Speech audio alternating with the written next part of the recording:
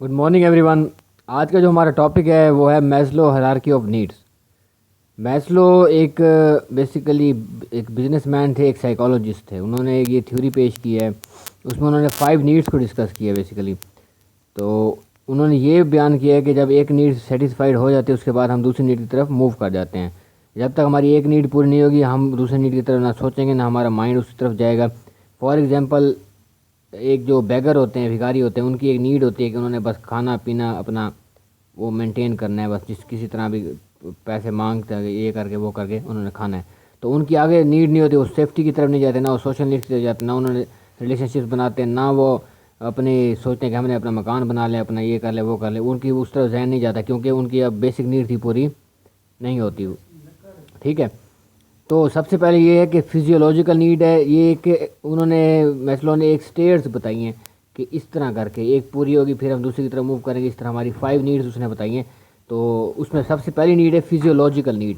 Physiological need میں آ جاتا ہے فوڈ, ہنگر اینڈ تھرسٹ, کہ روٹی کپڑا اور مکان, جو ایک نعرہ ہمارے یہاں لگتا ہے.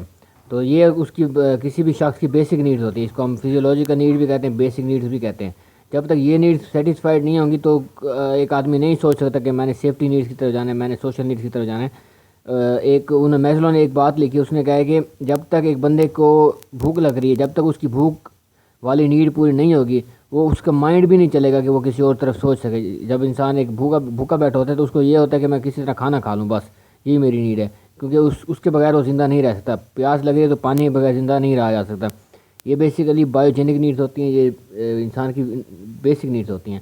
اس کے بعد جب یہ نیڈز پوری ہو جائیں تو انسان سیفٹی نیڈز کی طرف جاتا ہے. سیفٹی نیڈز کا مطلب یہ ہے کہ وہ ایموشنل سیفٹی اور فزیکل سیفٹی چاہتا ہے. وہ کہتا ہے کہ میری ایک سرزمین ہو جہاں پہ میں آزادانہ طور پر رہ سکوں, میری ایک میرا ایک نیئر میرے ایک اس طرح کا ماحول ہو جہاں پہ میں اپنی ایموشنل سیفٹی کو بھی میری سیفٹی ہو, جہاں پہ یہ نہ ہو کہ سوچنے کی اجازت بھی نہ ہو, بندے کو بولنے کی اجازت نہ ہو, نہ اپنی مرضی سے کہیں آنے جانے کی اجازت ہو. تو یہ چیزیں بھی انسان پسند نہیں کرتا. اور یہ سیفٹی نیڈز میں یہ چیز آ جاتی ہے, جس طرح فار ایگزامپل کشمیر کی ایگزامپل لے لیں تو وہ ان لوگوں کے پاس روٹی کپڑا مکان سب کچھ ہے. اب وہ کس طرف بھاگ رہے ہیں, وہ کہہ رہے ہیں سیفٹی نیڈز ہو ہمارے پاس, ہمیں ایک الگ ریاست دی جائے, ہم اپنے وہاں پہ آزادانہ طور پر رہ سکیں. تو یہ سیکنڈ بندے کی نیڈ ہوتی ہے. جب تک یہ بیسک نیڈز پوری نہ ہو تو اس کی طرف بندہ نہیں جاتا. تھرڈ نیڈ ہے سوشل نیڈز. جب انسان کو سیفٹی نیڈز مل جائے, وہ ایک آزاد اس کی خود مختار ریاست ہو, ایک آزاد خود مختار اس کا گھر ہو, اس کا علاقہ ہو, اس کے لوگ ہوں, تب وہ جا کے لوگوں سے تعلقات بنانے کی کوشش کرتا ہے. بلانگنس, ریلیشن شپ, فرینڈ شپس یہ کریٹ کرتا ہے معاشرے میں سروائیو کرنے کے لیے. تو یہ جو سوشل نیڈز ہیں یہ جو ہیں ہر بندے کے پاس ان کا اپنے جیسے لوگوں کے ساتھ بنانا پسند کرتا ہے. یہ نہیں کرتا کہ ایک ہیومن ہے اور وہ کسی اینیمل کے ساتھ سوشل نیڈز بنا لے. تو کیا ہوتا ہے کہ اپنے جو ایک جیسے ہم جنس جو ہوتے ہیں ان کے ساتھ وہ اپنے تعلقات بنانے کی کوشش کرتا ہے, تاکہ وہ کہیں پہ جا کے اپنے پوائنٹ آف ویوز بتا سکے, کسی کے پوائنٹ آف ویوز لے سکے, کسی ٹاپک پہ ڈسکشن کر سکے.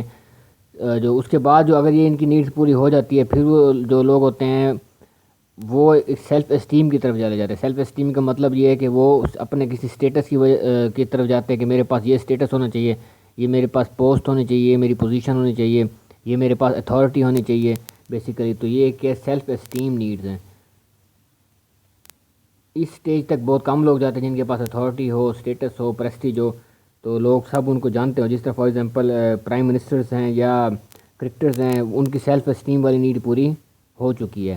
ان کو یعنی کہ ورلڈ وائڈ وہ ریناؤنڈ ہیں, ورلڈ وائڈ ان کی فیمس ہیں, وہ ٹھیک ہو گیا. اور جو لاسٹ نیڈ ہے وہ ہے سیلف ایکچولائزیشن. سیلف ایکچولائزیشن کا مطلب یہ ہے کہ جب ایک بندے کی سیلف اسٹیم پوری ہو جائے, اس کی جو بیسک پرپز ہے لائف کا, وہ بیسیکلی جو اسٹیٹس وہ اچیو کرنا چاہتا تھا اس نے وہ اچیو کر لیا. اس کے بعد اس کی یہ ہوتی ہے کہ وہ اپنی لائف کا بیسک پرپز آئیڈینٹیفائی کرتا ہے کہ اس کی لائف کا پرپز ہے کیا. وہ کیا کرے گا, کوئی ریسائٹ کرے گا, ہولی قرآن ریسائٹ کرے گا, یا اپنی کچھ اس طرح کی کام کرے گا جس سے اس کو سیٹسفیکشن ملے, انر سیٹسفیکشن ملے. جس طرح اس نے اگر فار ایگزامپل کوئی اولڈ ہاؤس بنا دیا, یا کوئی یتیم خانہ بنا دیا, یا کسی کی مدد کر دی, کوئی لنگر چلا دیا, کوئی کسی قسم کا کسی کو کھانا کھلانے کا سسٹم سٹارٹ کر دیا کہ وہاں پہ جو غریب لوگ ہیں ان کو امداد کی جائے, یا کسی جو بیوہ یتیم ہے ان کی امداد کے لیے کوئی اس طرح کا کوئی فلاحی ادارہ بنا دیا. جس طرح ای ڈی ٹرسٹ ہے, ای ڈی ٹرسٹ جو ہے اس بندے نے اپنی سیلف ایکچولائزیشن پہ فوکس کیا ہے کہ اس نے ایک ای ڈی ٹرسٹ کے نام سے ایمبولینس وغیرہ سٹارٹ کی تھی. تو یہ اس کی سیلف ایکچولائزیشن والی سٹیج ہے. جس طرح ملک ریاض ہیں فار ایگزامپل، ویسے تو وہ ہر لحاظ سے ان کے بہت سارے معاملات ہیں، لیکن ان کا ایک جو یہ کام ہے کہ انہوں نے ایک لنگر چلایا ہوا ہے مختلف شہروں میں اپنا بحر دسترخوان کے نام سے، وہ بھی سیلف ایکچولائزیشن کی ایک ایگزامپل ہم لے سکتے ہیں۔ تو یہ تھی میسلو کی ہیرارکی آف نیڈس۔ یہ نیڈز بیسیکلی موٹیویشن سے ریلیٹڈ ہے، جس طرح ایک بندے کی ایک نیڈ پوری ہوتی ہے وہ موٹیویٹڈ ہو جاتا ہے سیکنڈ نیڈ کی طرف، سیکنڈ موٹیویٹ پوری ہوتی ہے وہ تھرڈ کی طرف موٹیویٹ ہو جاتا ہے، اس کے یعنی کہ ایک موٹیوز کریٹ ہوتے ہیں، step by step motives create ہوتے ہیں بندے کے اندر۔